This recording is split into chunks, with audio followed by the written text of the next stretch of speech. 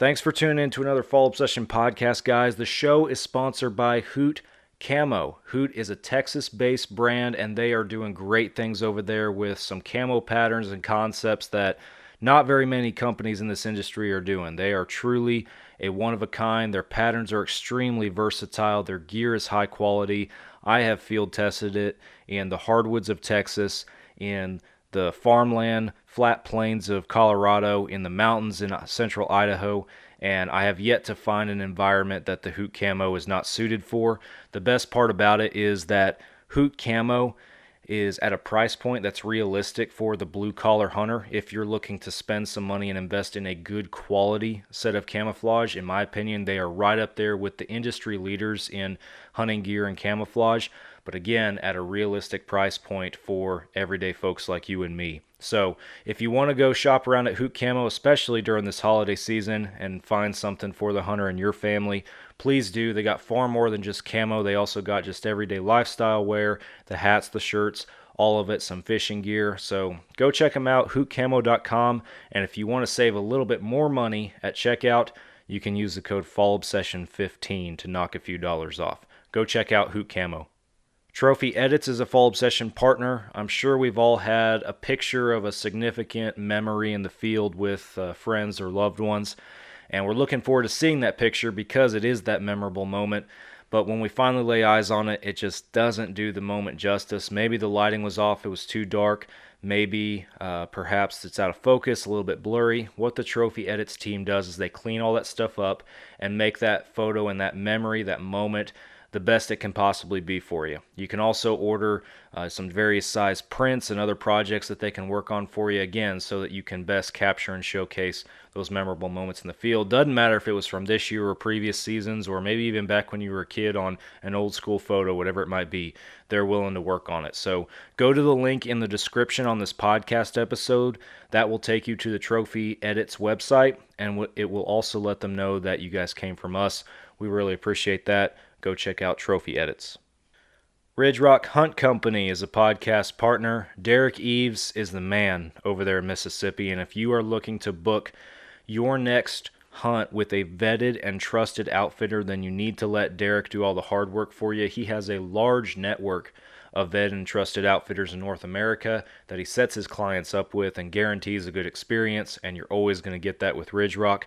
So, Derek Eves, Ridge Rock Hunt Company, have them book your next hunt for you. And the Outdoor Call Radio app is a podcast partner. Outdoors Dan from Respect the Game TV, he created an app that you can download on any device where you can stream hunting shows and podcasts on a loop every single day. You will catch Fall Obsession podcasts playing on that loop on Mondays, the same day as their new publications, along with tons of other hunting shows and podcasts that we all know and love. Go download the Outdoor Call Radio app today. It's free, and you can start streaming immediately. And be sure that you're following Outdoors Dan and the Outdoor Call Radio app Facebook page and all of their social media accounts, because they do a couple of different local Midwestern live radio shows a couple different times a week. And even if you're not local to one of those stations, those broadcasts are shared on those social media pages under the live feature. So, again, Outdoors Dan and the Outdoor Call Radio app, go check it out and go download the app today. Finally, thank you guys again for tuning in to another Fall Obsession podcast. If you like the show, please leave us a review, and be sure that you hit that follow or subscribe button, whatever they have up there for you on your favorite podcast streaming app. We always appreciate it, and that way you guys know when we drop new episodes, which is hopefully every week. Go check out the YouTube channel. We put not just our podcast videos on our YouTube channel, but we also have a lot of awesome content coming to that channel, such as our different hunting shows, different films, gear reviews, all sorts of different kinds of content on that YouTube page. So go check that out, follow and subscribe over there as well. Check us out on social media, all the major platforms. We post daily, sometimes multiple times a day, especially during hunting season with everything that our staff across the country has going on. And fallobsession.com is the hub. That's where you guys can go to find all of our content. You guys can pick you up some apparel if you're so inclined. We just launched a new t-shirt line called the Hunter line. That's the HNTR line. So go check that out. It's a pretty cool design and might make a good gift this holiday season for the hunter and your family. So finally, be sure that you guys check out our shows that are streaming on Carbon TV, not just this podcast, but also our staff-inspired video podcast series called Couch Chats. streams on Carbon, along with 2 different hunting shows that we produce titled Texas Dirt and Midwest Mindset. You're going to want to go check out those shows as well. We got some awesome films in the editing room right now if they haven't released already, such as an Idaho elk hunt, a New York whitetail hunt, a northeastern Sitka deer hunt. All of these things are currently projects that we're working on, so we want you guys to see those films too and look forward to sharing those with you guys as well. All right, with that, cue the intro, and we're heading on over to the meat of our discussion today. Thanks for tuning in to another Fall Obsession podcast. Oh, you got her, dude. She's down. Let's go. Dude, I just shot a deer of a lifetime. Freaking smoked him. One with nature, and if you're a believer, one with God. Definitely gets your heart pumping. Boy, you are in trouble. Fall Obsession Podcast. What's up, guys? Welcome back to another Fall Obsession Podcast. If you don't know me, my name is Sam Thrash. I'm your show host over here. Thank y'all for tuning in. I'm flying solo this week, which means I don't have a guest. It's just me sitting down here and sharing some passionate thoughts that have been running through my mind and everything here recently regarding hunting in the outdoors and some stuff revolving around that. And some other stuff that's been going on in my life. I've done these solo podcasts several times now, and some of you may enjoy it, some of you guys may not. There's other show hosts in the industry that do something similar to this from time to time. I don't know if folks are doing it as often as I am. It seems like every 5 to 10 episodes I'm pumping out another one of these solo podcasts. And I hope you guys get something out of it. I hope it doesn't just seem like myself being up here rambling the whole time. That's certainly not the intention. One thing that I do get out of these solo episodes, more so than the other ones, is an opportunity to go a little bit deeper and a little bit more detailed about some stuff that either I'm more directly involved in, that I'm more directly focused on, that more directly impacts me and my life or my journey as a hunter, whatever it might be. Get to go a little bit deeper into all that than I do with guests from time to time, because when we have a guest on the show, it's all about them, and rightfully so. It's supposed to be all about them or the subject that they're coming on the show to specifically talk about, whatever that might be. So whenever that's the case, I certainly have things to add to the conversation as the show host, but this isn't the Sam Thrash show. This isn't about me specifically. So, and not that this episode is supposed to be, but episodes like this are an opportunity for me to be able to get on here and to, like I just mentioned, just be a little bit more detailed about some stuff that has been going on or that's been on my mind.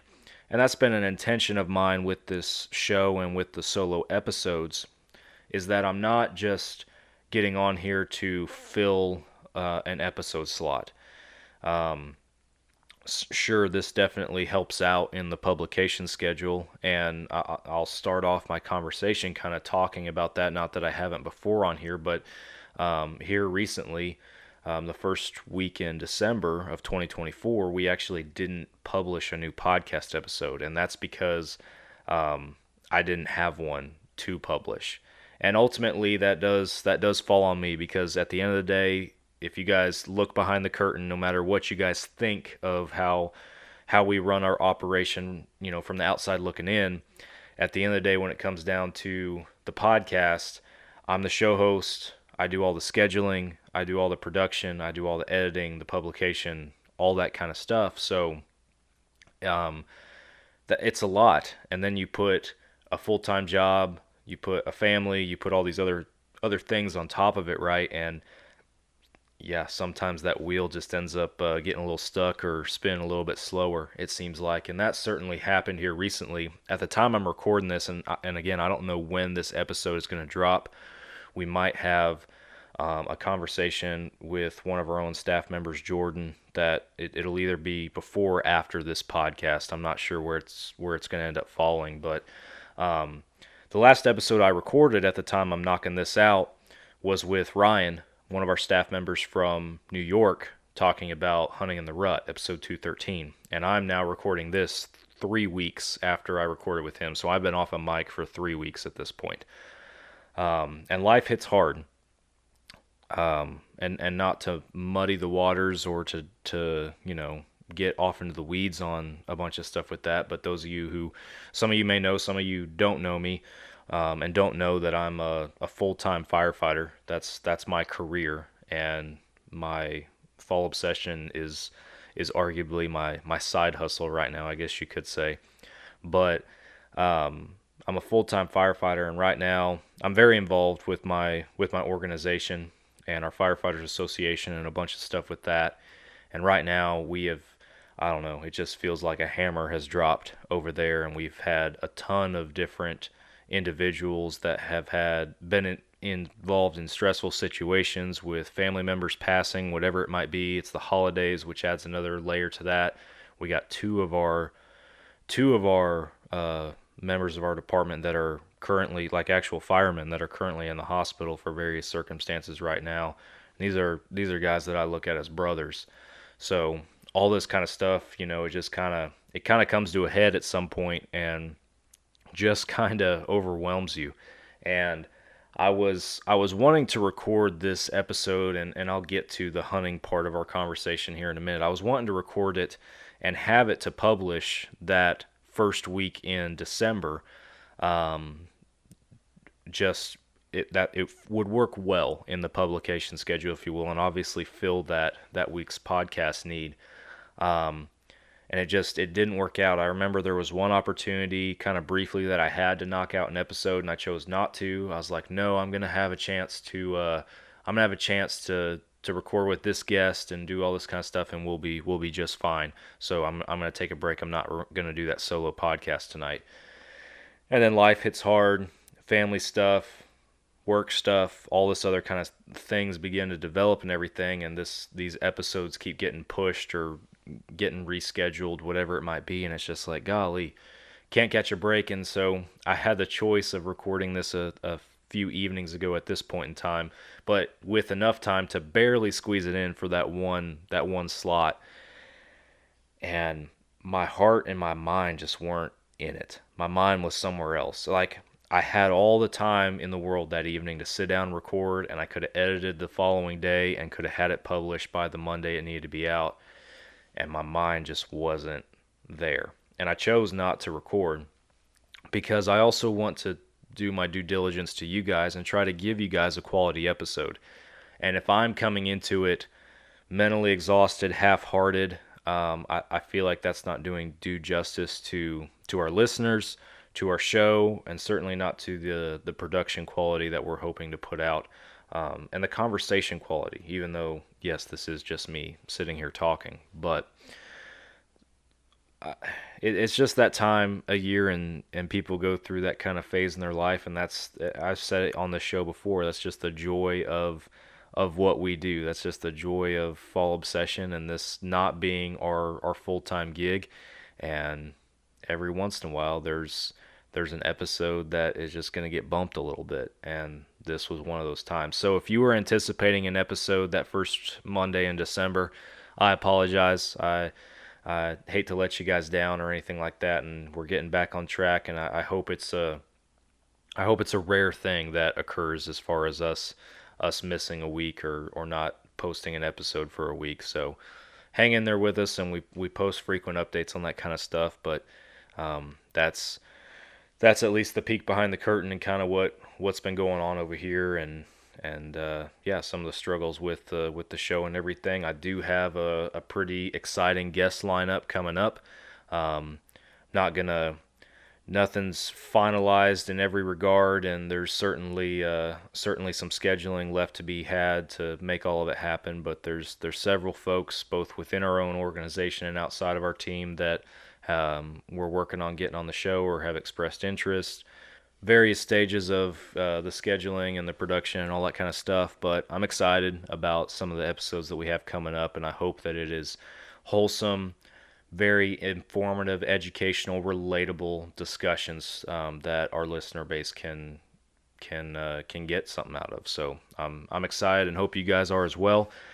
And on that note too, on stuff being relatable, What I really want to talk about here during my time with you guys today, I want to talk a little bit about some of my struggles with this hunting season so far. Because if you've been following our social media pages, you've undoubtedly seen several of our staff members put deer down. You probably hadn't seen me put a deer down, or at least if you have, it's after I recorded this podcast. Um, so I want to talk about that, and then I also want to talk a little bit about just kind of the mentality of, I don't know how to put it, I guess full steam ahead, if you will, for just hunters as a whole. And this is kind of coming off of the November elections and the ballot measures and all that kind of stuff. And I've said on this show before, and I still have a conviction that I'm not going to get on here and talk exclusively politics with you guys. I know we walk that line. We might have even kind of tipped our toe over that line a few times with various guests that we've had on our show, and not saying that won't happen again, but I don't want this to be a political show. But there are certain aspects of politics, or what goes on in politics, that do impact the hunting and outdoor community. And that is where I think we as hunters need to be aware. So that's kind of the direction when I say politics that I am gonna talk about a little bit today, just from the standpoint of like Proposition 127 in Colorado, that failing basically, which is what we wanted. But then where do we go from here? So I'm not going to get ahead of myself. I'll dive into that here shortly. I want to start by talking hunting, talking whitetails, all that kind of stuff. I've recapped not my Colorado, that was last year, my Idaho elk hunt with you guys. Actually brought you guys an episode from elk camp, episode 208. That was recorded around the campfire with the guys in elk camp. It was an awesome experience. Go listen to it. I took a moment in this format after I had returned to Texas to kind of sit down and reflect on the trip, just me personally. That's episode 209. And then we've gotten into some deer hunting and everything in the episodes that have followed that, but not necessarily exclusively about hunting down here in Texas. I've brought it up a few times where relevant in some of our recent conversations with guests, but I haven't just full on, hit the nail on the head with it. So that's what I intend to do. And to start off, it's been absolutely frustrating. And just Texas whitetails down here, low fence, free range, blue collar guy trying to kick everything off from square one 4 years ago on this property with Nick and our two dads. It's been an adventure, and this is the stuff that you guys see in the Texas Dirt series that we have on Carbon TV. But it's been quite something. It's been like I said, it's been a journey and an adventure. Learned a lot the hard way. This year, I've spent a few hunts hunting from the ground in a ground blind with my son, but pretty much every time that I have not had my son with me, I have been in a tree. And not just tree stands, plural, like a specific tree. And it just happens to be the stand that is the closest stand to camp. We call it our camp stand. And that has literally been where I have been spending hours and hours of the time that I've had to be able to hunt. I feel like I haven't had as much time to hunt this year also. And I've talked to you guys before on the show about my desire to hunt smarter, right? To, be mindful of the wind in my deer patterns and, different other factors that impact when I'm going to see these target bucks that I'm looking at. And we've had some nice target bucks on Texas Dirt this year for sure. I've podcasted and talked to some other hunters that have given me some insight. A recent episode with Ryan in episode 213, one of our own guys, that was very, very educational for me and gave me a lot of insight into where I might be able to see our number one target buck, how I might be able to hunt him differently, what I could be doing wrong right now. So a lot of good insight into that as far as what we should expect it to do during the rut and now getting into post rut and everything. That deer has played a role in our lives since then as hunters out there. I'm not going to tell that part of the story in this episode because that part of the story involves my counterpart out there, Nick Powell, and our production director here at Fall Obsession, because he's the one who has actually had encounters with that deer and has a story to tell when it comes to that buck. And that's his story to tell. I'm not going to try to tell it on this podcast. So that's an episode that I'm going to try to do with him in the near future, to kind of piggyback off of this one, or at least our whitetail hunting down here as far as that goes. But going back to me and where I've spent all my time, I've been spending it in this particular stand because it's been the most consistent. For does, for what started as one target buck and turned into two different target bucks, two hammer 8-points, that I was really excited about either one. And I've had encounters. We call one of them the camp buck, and the other one, which we mistook for the camp buck at first, turned out to be a different deer. So we never really assigned him a name or something like that. And, people can say what they want about me naming my deer. It just helps me keep them straight. And when I'm talking to other guys on the lease and I mention a particular buck, like the camp buck or whatever it might be, they know which deer I'm talking about. So I feel like it just kind of helps in that regard. But man, this deer, absolute hammer. One of the biggest bodied bucks I've ever seen. Just this dude is thick. He's just massive. And I've had a couple of laid eyes on him a couple times, and at first I thought I was laying eyes on him at the time of recording this last week, but turned out it was a different 8, a big 8, wide, tall, and this deer he was just there, just boom. One morning, very first light, 25 yards, broadside, just boom. I'd sitting as still as you can be. I look one way, and I turn my eyes, and I look, and boom, he's right there, 25 yards, just like that. And I'm like, golly, don't have my bow in my hand, not ready yet, and couldn't get a shot. And that's what's been frustrating for me about this particular stand location, is just that it has been so hard for me to get drawn back on these deer. I've had a shooter doe a handful of times in there close by. I've had a couple different opportunities to maybe fling an arrow at a buck, and every time something goes wrong. Whether it's me just not being able to get my bow swung around or drawn back at the right time before they leave, another deer seeing me, whatever it might be, something has gone wrong, and I feel like I have just been one step in the process away from being able to launch an arrow every single time, and it has been so frustrating for me. My dad had some success out there this year. He will, and I'm sure he'll be on the show at some point here before the season's over, but he's had frustrations as well.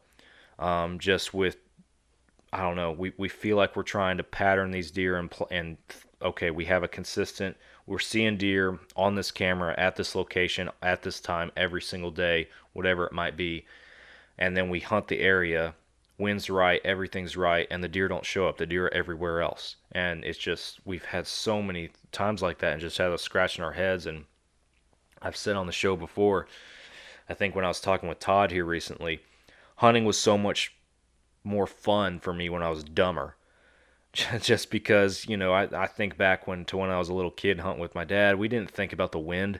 We didn't think about any of these other factors. We didn't have trail cameras. We didn't have any of this. You would just pick whichever stand you felt like sitting that day, and you would hunt it. And if deer showed up, then great, you could shoot one. And if they didn't, then oh well, we'll try again tomorrow. No sweat, right? But now it's like we have all these tools, and we have technology, and we have cameras, and we have all this other stuff. And we're trying to predict everything out so far that, I don't know, I feel like we are almost letting ourselves down when things don't fall into place or things don't go right or things don't make sense, right? And I know that cameras give you one angle, one look, and I certainly, from putting time in the stand this year, I have seen deer moving through the area that never walked in front of the camera. So I know how many deer are in these respective spots that we're not seeing on the camera. But I don't know, it adds to the frustration. Like I'll hunt this stand for 4 or 5 hunts straight. Conditions are right. I know I'm not blowing deer out of there when I'm going in and going out. I'm slipping in, slipping out the right time.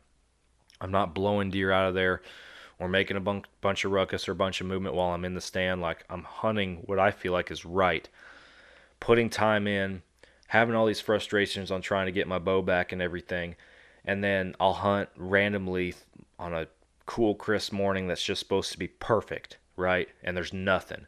And then I go home, and that evening my trail cam's blowing up, and there's 9 deer in front of it. I'm like, are you kidding me? Like, it's so frustrating in that regard. So that's been the story of our season and everything. And that buck that I had mentioned that was in front of me at 25 yards, that buck did hit the ground. Nick's dad, Robbie, on Thanksgiving weekend, or that, I don't remember if it was Thanksgiving Day, like that evening or the day after, but he put that deer on the ground, shot him, came in at one of his stand locations. Absolutely beautiful, beautiful buck, stud whitetail. I would have loved to have put my tag on him, and I'm tickled to death that he had the opportunity to, that one of us did, because that's the other thing. Like, we're all in it together. We're all hunting out there together. And we're not trying to be sticklers about our stand locations or that kind of stuff. I mean, yeah, we have setups that are good for bow hunting. We have setups that are good for rifle hunting. But, like, we're all hunting the same deer. And we all have the same goal in mind. And in my mind, like, we're all putting in work out there. And if we're, like, if Robbie's able to put his tag on a buck that we've all been watching, then that's great. Likewise, they would feel the same about if it was me or my dad. And my dad did get to punch one of his tags earlier in the year, on one of the bucks that we had ranked on our hit list as the number 4 buck. My dad got a chance to put him on the ground. Nice 8-point with some decent mass. So pretty cool deer. I wasn't out there at the time. My dad's self-employed. I'm not, so he's able to spend. He's a little bit more flexible with the schedule, that is, and able to spend some different time slots out there than I am. So, that plays a factor. But that's where things have gone in Texas. And I'm not trying to beat a dead horse or harp on anything one way or the other. But you guys hear us talk about Texas dirt. You hear us talk about just hunting down here and everything like that, but then you might not see as many pictures or something like that online. Or, man, Sam isn't killing any deer out there this year. Well, you're right, I'm not. I also only bow hunt. These other guys either bow and rifle hunt or just rifle hunt. So I get that I'm the one who's got the most to lose out there when it comes to that. And I can think I probably would have had most of my tags filled this year already if I rifle hunted, but that's not the game that I've chosen. And I've talked about that on our show before, and I won't get into that in this episode as far as why I'm bow only. But I did do an episode specifically on my archery only mentality back in the early 190s or something for our episode number. You guys can go back and listen to that one if you're interested. But yeah, that's where we are as far as Texas hunting goes at this point. And still got a month and a half of season left, and hopefully a couple of tags will get punched, but we'll wait and see. It's not always something that works out in a great way, but sometimes you eat a tag sandwich, but that's not what it's all about. But I'm certainly hoping that we can put something on the ground this year, given all the work that we've put in out this place. So, all right, so I'll leave the tales of Texas dirt, what's left, to be told at another time or caught up at another time. Hopefully when I have one of the other guys, my dad or Nick or somebody on the show that can give their perspective as well, give you guys another conversation. But I'm going to move on to the other topic that I wanted to discuss today and that I had mentioned to you guys, and that was getting a little bit political, right? And talking a little bit about some of that stuff. The best example, right, is Proposition 127, and the fact that got that the no's had it, right? The hunters, the outdoorsmen and women, they stepped up, they showed up, and they said their piece. They voted, and they took care of the antis trying to attack hunting through the ballot box. And a lot of credit has to be given to organizations like the CRWM, the Coloradans for Responsible Wildlife Management, and Dan Gates over there. We had Dan on our show several episodes ago. before the November election to talk about the importance of everything that was going on with that, and why people needed to vote no, and why mountain lion hunting in particular is something that needs to stay around. And it was really interesting because we had people, like, we obviously, when we post a podcast, we put out, some reels and some clips from the episodes, and I even got on there and just did an individual reel, just me talking to the camera, just about, hey, we just dropped this episode with Dan Gates, like, go listen to this podcast if you care about your voice being heard in the ballot box when it comes to wildlife management. And that reel just hit the algorithm on Facebook for whatever reason just right. And you guys can go check it out. It's on our social media page, but it hit the algorithm on Facebook just right. And lo and behold, we got a bunch of interactions and a bunch of people from the opposition that came onto our page and came into our comment section and decided that they were going to voice their opinion. So, which was interesting for me, because here we are, a hunting and outdoor page, social media account, that is advocating for responsible wildlife management, for science-based wildlife management, and we have people hopping on there that are wanting to debate that with us, wanting to share their opinion. And the way that I feel about that is I'm going to be respectful of you.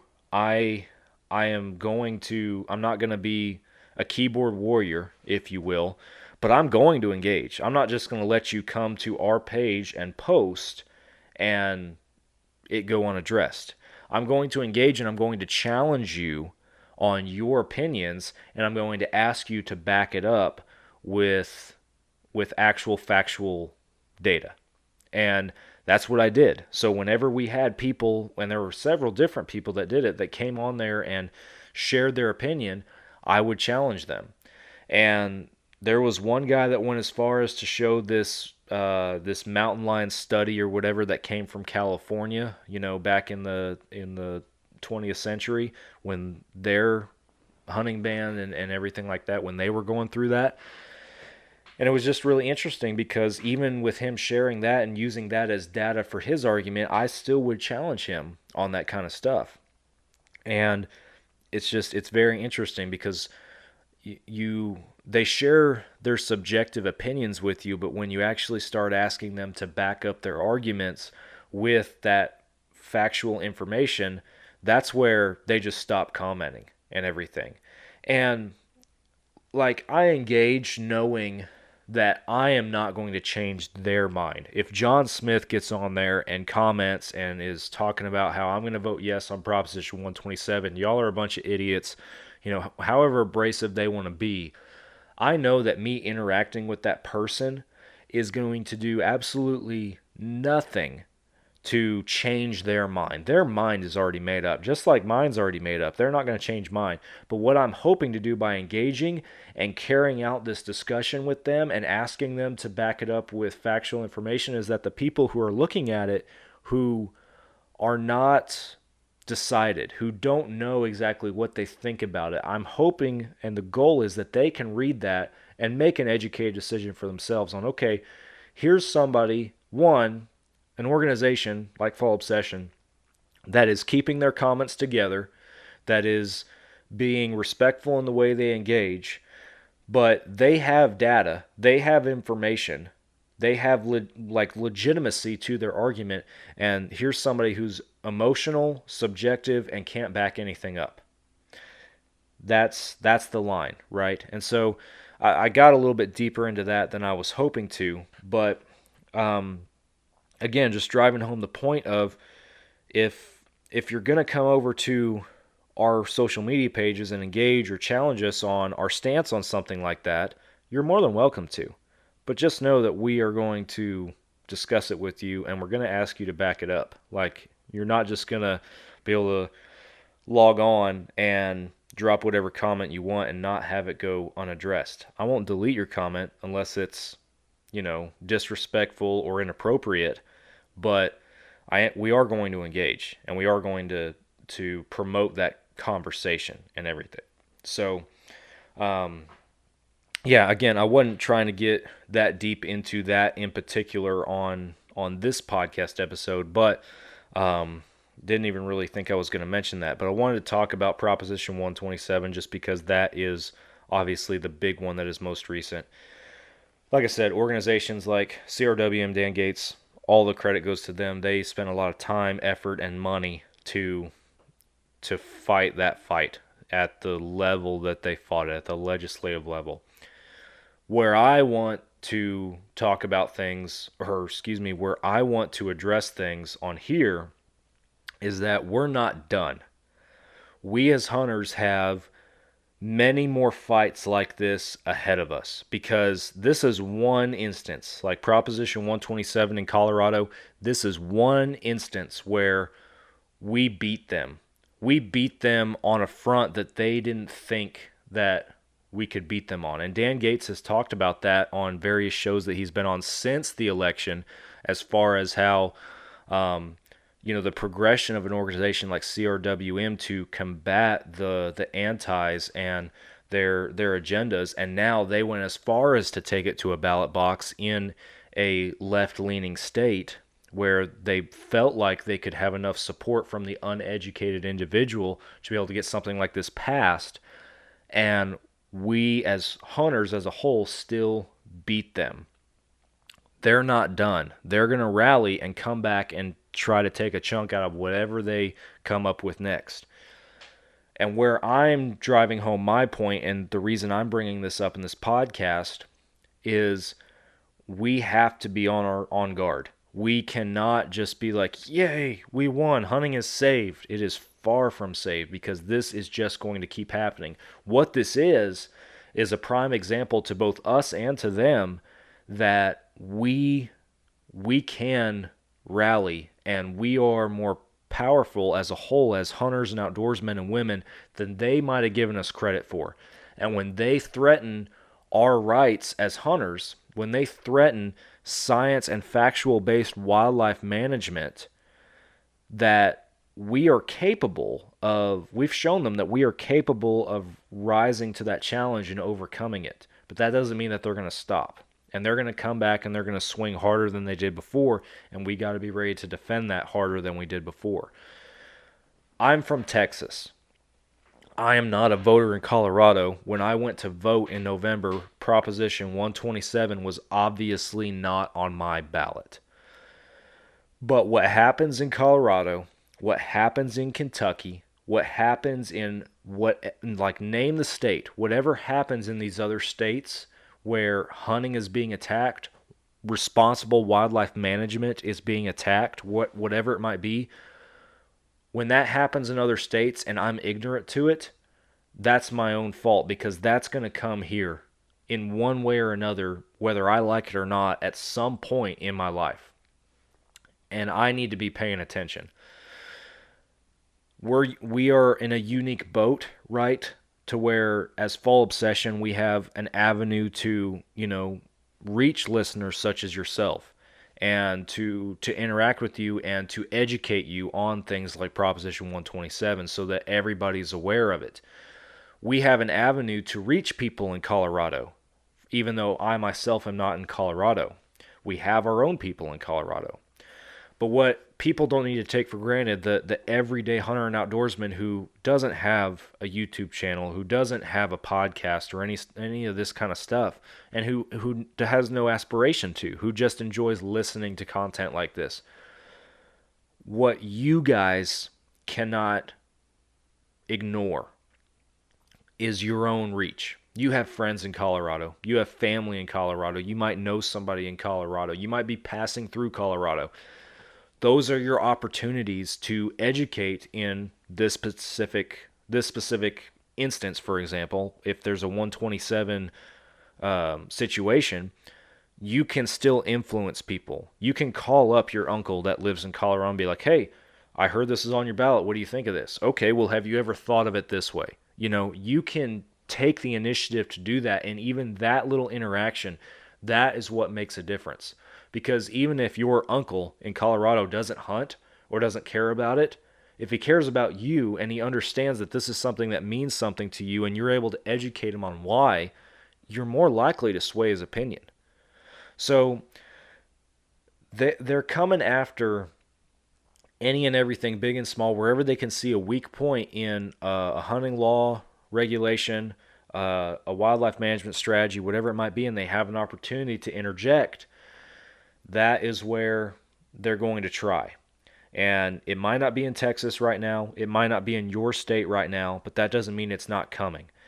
We have to pay attention. And when it does come our direction, we have to be ready to act. We have to be ready not just to cast the vote ourselves, but we need to be able to defend it with factual information, with a respectful and thorough argument, dare I say, and be able to help those people that are on the fence, those voters that might not have a dog in a fight or whatever it might be, but they're influenceable, and that's where we have to be influencers and to make a difference in that regard. Likewise, there are states where, while this might not ever be on the ballot, you might have the ability to elect your wildlife commissioners, or those who make the wildlife management decisions in your state, or elect the people who appoint the people who make those wildlife decisions. You need to pay attention to what those people in your state are doing for your wildlife management. You need to pay attention to whoever it is that makes those decisions. You need to pay attention to the decisions that they're making. And if you have, as the voter, as a citizen, the power to put them in office or take them out of office, or if they're appointed by somebody that you have the power to put them in office, take them out of office as a voter, that's where you need to be paying attention, and that's where your focus needs to be. And if they're slipping up and they're doing something wrong, it needs to be addressed. And if it's not being addressed, then it's time to get rid of them. It's time. Look, this is the kind of thing that we have to be paying attention to. We have to, as hunters and outdoorsmen and women, we have to be watching. Because the second that we let our guard down and we're not watching, we're not paying attention, then somebody is going to make a decision that is going to impact everybody else. And nobody was watching, nobody was paying attention, and guess where that's going to lead? So I'm rambling a little bit, but it goes beyond organizations like the CRWM or Howl for Wildlife. These conservation-related organizations that are now taking to the legislative front a little bit to defend some of this stuff. They're important. They are a vital piece of this fight, and if you can support them, please do. The two that I mentioned are two that I myself am actively supporting and I have supported. Dan Gates has been on this show. John Stallone and Mike Costello, they have, from Howl for Wildlife, they have been on this show talking about these various issues. And I like Howl for Wildlife's incredible. Like they are on top of everything going on in the entire country in North America that impacts hunting. And I'll see stuff, an article pop out about, a hog hunting ban in this state or whatever it might be, and I'll send it to John. Like I'll send him a text message and be like, "Hey man, like don't know if you've seen this yet or anything, but that stuff needs to be on their radar, right? Because they can advocate for that kind of stuff in a way that some of the rest of us can't. But that doesn't mean that the rest of us can't still pay attention. We have to pay attention. I feel like, and this is where I'll wrap up my political conversation, but I feel like we as a nation are waking up a little bit. Regardless of which side of the fence you sit on, I feel like everybody is paying a little bit more attention to what's going on around them. And that's a good thing. They need to be. We can't just be sheep wandering around. We need to be watching for wolves. And there are plenty of wolves out there in the hunting and outdoor industry, or the hunting and outdoor space. I don't want to say industry, just our world. There are plenty of people and organizations that are seeking to maliciously chip away at our rights as hunters and the rules and regulations that give us the ability to hunt in our respective states. And any opportunity they get to destroy it, they're going to. So we have to pay attention. We have got to pay attention. So just because Proposition 127 was defeated, just because November has passed, everybody feels great that we as hunters had a great big win. it doesn't stop here, and we can't stop paying attention. We need to have our eyes and our ears tuned in to everything that's going on in the months and the years to come. And when the time comes, we need our mouths and our actions to be able to respectfully and thoroughly represent hunting, hunters, each other, our rights as hunters, and we need to be prepared to defend them at the appropriate levels. And a lot of this is turning into a legislative level, a commission level, and that's where we need to have our focuses on. So I got a little intense on that one, and I'm sure you guys sense it. Like, this is something that I am passionate about, that I myself am paying attention to and everything. And I'm not trying to turn our podcast or this organization into, a strong political advocacy of any kind, if you will. But it has its place, and there's stuff to be paying attention to. So that's why I drive it home. But that's the meat of what I want to talk about with this one. And again, like I mentioned at the very beginning, I don't want these solo episodes to be anything that is just I don't want these to be conversations that are just meant to be placeholders or fillers. I want them to have some meaning and some purpose, and everything that I share with you guys today, especially the quote-unquote political conversation, right, ever since the beginning of November when all this went down.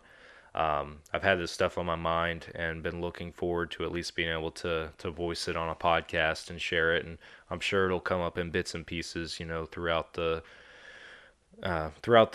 episodes to come, here and there as it's relevant, obviously. But that was the big stuff that I want to share. I want to obviously just give you guys some insight into, what's been going on here recently as we're getting into hunting season at this point down here in Texas, but then also talk about some of that stuff that's been on my mind ever since November, and hopefully help everybody stay in tune with what's going on. Again, it's not that we have to be keyboard warriors that are going out there and any little nugget and any little bit of bait that's out there for us to bite off on it. We don't have to bite off on it, but when appropriate and when relevant, we need to be able to defend our argument on why hunting in the outdoors is vital to just us as humans, to human nature, to our survivability, our mental state, food on our tables.